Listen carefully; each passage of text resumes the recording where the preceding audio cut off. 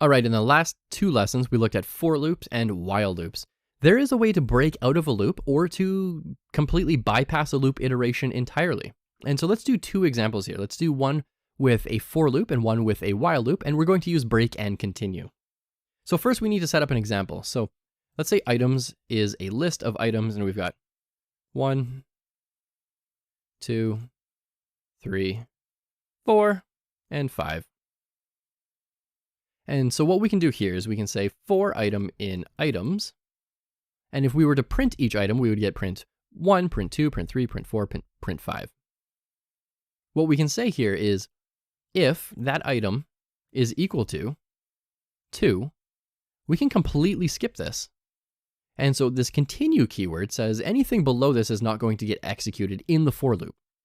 And at the bottom, we're going to print the item.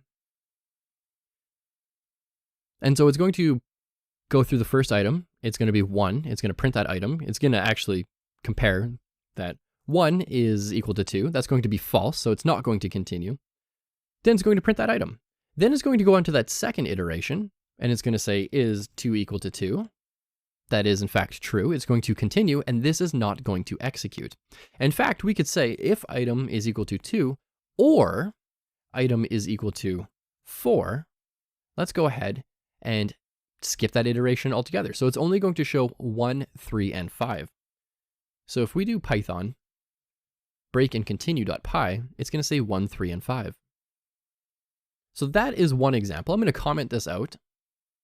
And let's create another for loop example. For item in items. And then we can say if that item is equal to 3, break. And what break is going to do is it's going to completely get out of this for loop altogether. So now we can print the item, and it's going to print 1, 2, and then it's going to check to see if it's on item number 3. In fact, it will be eventually on item number 3, and we're going to break out of that loop, so 3, 4, and 5 don't show up at all. Let's save that and give this a shot, and it just says 1 and 2. And again, what that's doing is first iteration is 1. Is 1 equal to 3? No. Okay, so it's not going to break out. 2, is 2 equal to 3? Nope, so it's not going to break out. It's going to print that item instead. 3, is 3 equal to 3? It is. And so it's going to break out of this for loop altogether, and it's going to stop working at 3. And it's not going to execute 4 or 5. All right, let's move on to a while loop. We can do something like this. While num is less than or equal to 20. And let's make sure we have a number in here. That number is going to start off at 0. And we always need to increment our number. Number is equal to num plus 1. Then we can say, if that num modulus 2, so is equal to 0. So we're saying if, let's say the number 4 divided by 2 has a remainder of 0, then we're going to skip it. We're going to continue. And let's print that number. Print that current number. And what this is going to do is it's only going to show every second number. And in fact, I actually have a logic bug in here. So before giving that a shot, let's increment that number first. Because what we're saying here is if that number eventually hits that continue, with the incrementer down here, it's never going to increment. So num is always, always, always going to be less than 20. We need to move this up. And so let's go ahead and give this a shot. And there we go. We're getting only odd numbers. 1, 3, 5, 7, 9, 11, 13, 15, 17, 19, and 21. Now, if you're scratching your head wondering how we got 21, it's because this number at one point was the number 20. We immediately added 1 to it, so it's now 21. And then it's going to say if 21 modulus 2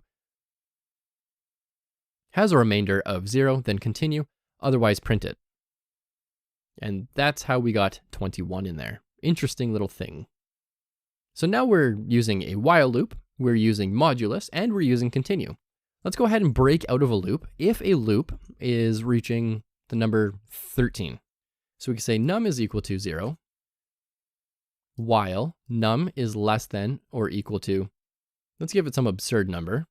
Don't even know what that number is. Let's give it 1 million. Num is num plus 1, and then we can say if num is equal to 13, break out of this loop. Otherwise, print this number. And so when we see this, eventually this number is going to, let's actually start at the very beginning. We have a while loop. While 0 is less than 1,000,000, then that 0 is then going to become 1, then 2, then 3 on every iteration. Eventually that number is going to reach the number 13, and when that number is 13, we're going to break out of this loop. And so let's go ahead and give this a shot. While num is less than 1,000,000, incremented on every iteration. If that number is ever 13, break out of it, and let's see what happens. We get up to 12.